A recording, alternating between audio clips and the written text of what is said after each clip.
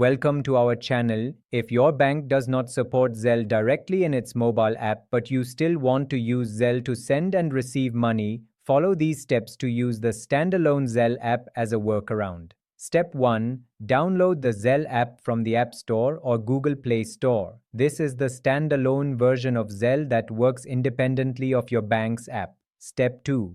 Open the Zelle app and tap on Get Started to create a new account. Step 3. Enter your email address or mobile phone number. This will be your Zelle ID that others can use to send you money. Step 4. Verify your email address or phone number by entering the confirmation code sent to you by Zelle. Step 5. Link your bank account to the Zelle app by selecting your bank from the list or by entering your debit card information. The standalone Zelle app requires a Visa or MasterCard debit card to send money. Step 6. Enter your debit card number, expiration date, and CVV code to link the card to your Zelle account. Zelle will verify the card with a small test transaction. Step 7. Once your debit card is verified, you can start sending and receiving money through Zelle.